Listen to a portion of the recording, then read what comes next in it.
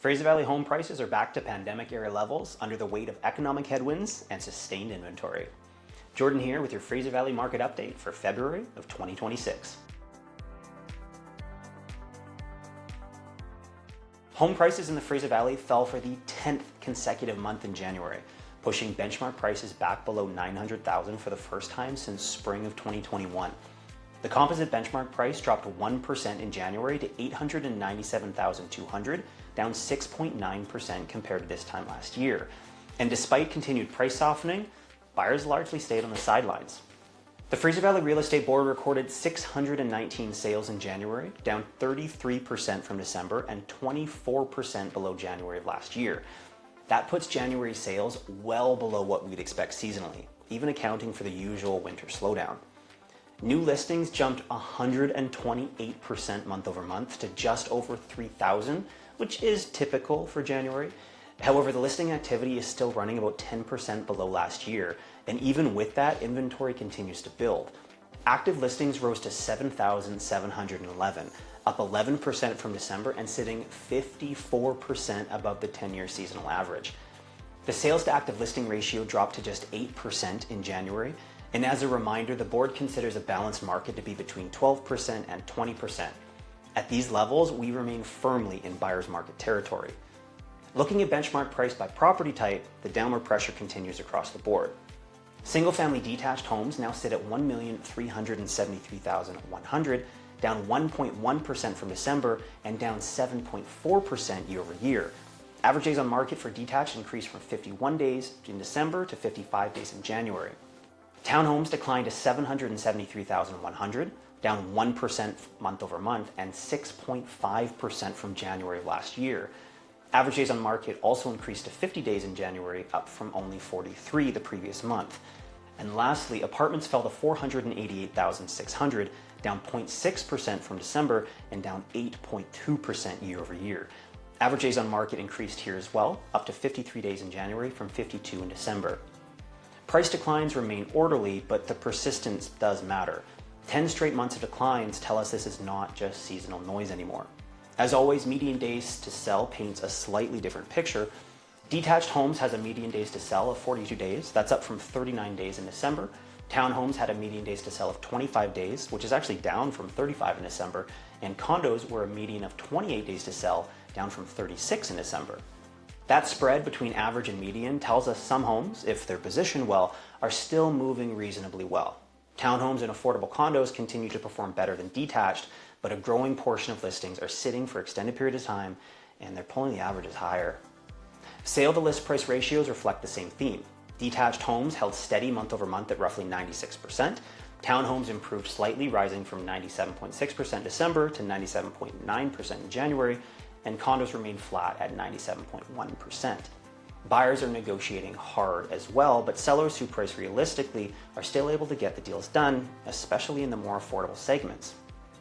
Looking at sell-through rates and failed listings, we're seeing a meaningful shift as well.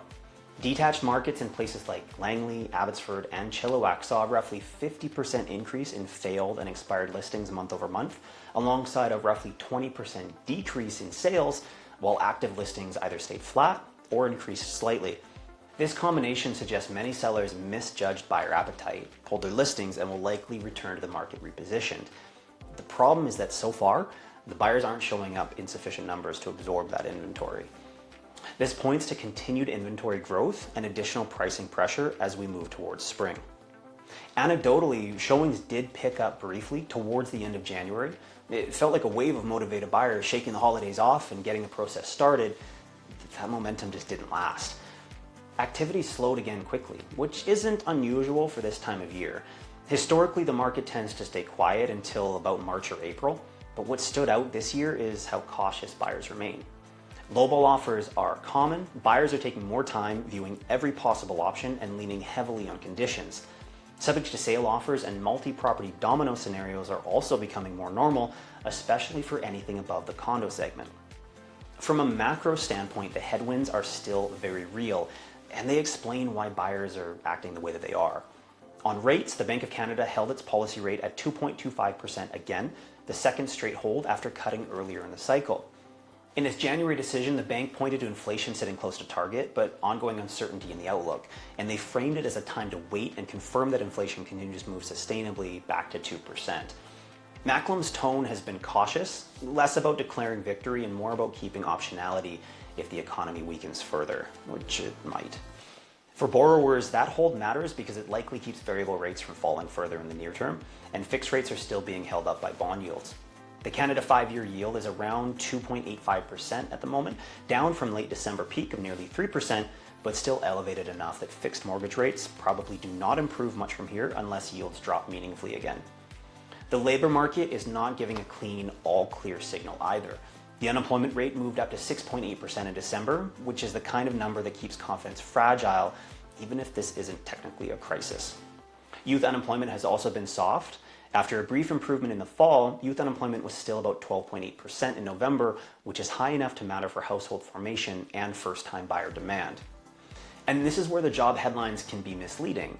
We've seen for months where job growth looks strong on the surface, but the mix leans heavily towards part-time work and full-time employment is flat to down.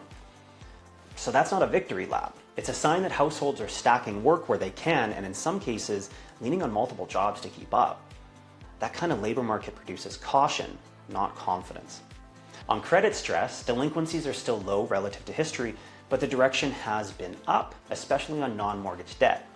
That doesn't mean that forced selling is around the corner, but it does mean that consumers are stretched. And stretched consumers, they don't bid aggressively on housing. So the market isn't broken, but it is under a great deal of strain. We have elevated inventory, falling prices, cautious buyers, and sellers still adjusting expectations. Optimistic narratives about an imminent recovery tend to focus on interest rates while ignoring labor market risk and per capita reality. That doesn't point to a crash, but it does argue against a fast or broad-based rebound, and if you're buying, you have leverage, time, and choice. If you're selling, pricing, discipline, and strategy matter more than they have in years. If you want to dig into the numbers by city or property type, check out the market area page at JKRE or reach out directly. Thanks so much.